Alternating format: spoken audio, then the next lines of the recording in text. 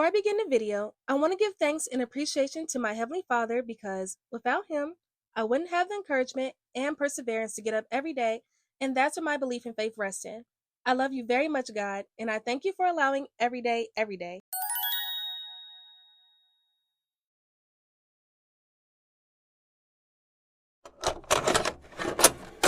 Some stories entertain us, some linger, some move you, while some inspire you. Hi, I'm Jazzy. Hope your day is going as sublime as your face, and welcome to Girly Cinema. This is a space for the girlies who don't just watch movies and shows, but feel them long after the credits roll.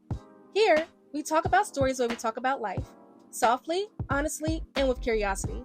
The kind of stories that sneak lessons into your heart while you're too busy falling in love with the characters. In this series, I explore movies and TV shows through a feminine reflective lens, the coming of age moments, the quiet realizations, and the mistakes we recognize because we made them too. We're here to understand why certain scenes linger, why certain characters feel like old friends, and why some stories arrive right when we need them. So whether this is a comfort watch, a cinematic obsession, or a story that gently nudges you toward becoming braver, softer, or wiser, you're in the right place.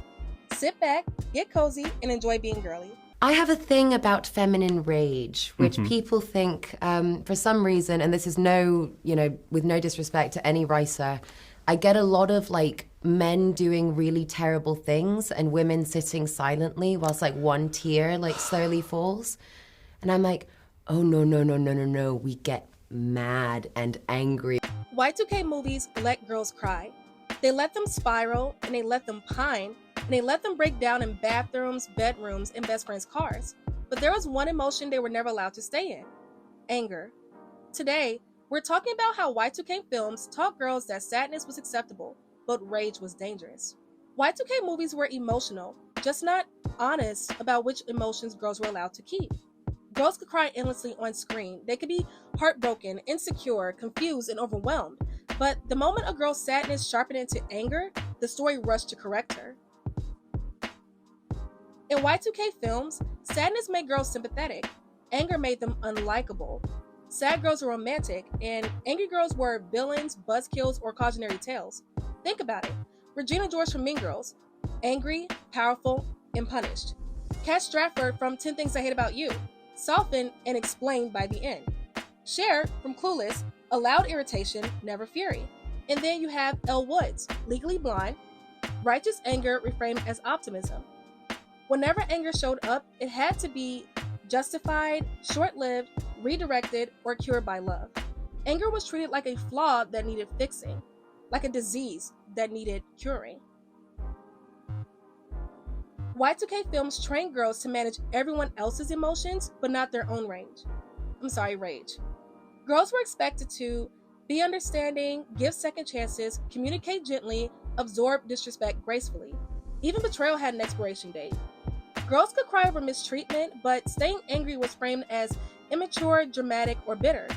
The message was quite clear. Process pain quietly, resolve it quickly, don't inconvenience anyone. Anger is clarifying. Anger names injustice. Anger disrupts comfort, and Y2K culture didn't want girls disrupting anything. A girl who was angry asked questions, set boundaries, refused compliance, and stopped performing niceness. So the films neutralized her. They turned anger into a joke, a makeover moment, a learning experience, and a phase she grew out of. This is why so many women today struggle to identify anger in themselves. They say, I'm just tired, I'm overreacting, I don't want to be dramatic, it's probably my fault. We learned to translate anger into sadness because sadness was safer. But unexpressed anger doesn't disappear, it turns inward. It becomes very resentful. It becomes anxiety, guilt, self-doubt, and burnout. Anger isn't cruelty, it's information. It tells you something crossed the line, something wasn't fair, and something needs to change.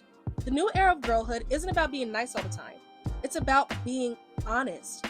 Crying doesn't make you weak, but neither does anger. And girlhood was never meant to be quiet about injustice. It was meant to grow teeth. Maybe the anger wasn't a problem. Maybe it was a part of us that knew something was wrong. And maybe girlhood doesn't need to be softer. It needs to be truer. If this movie or show spoke to you in a personal way, feel free to express what scene or character stayed with you the longest. And remember, without God, we all wouldn't be here. Well, that's all, folks. Have a happy rest of your day. Bye! you.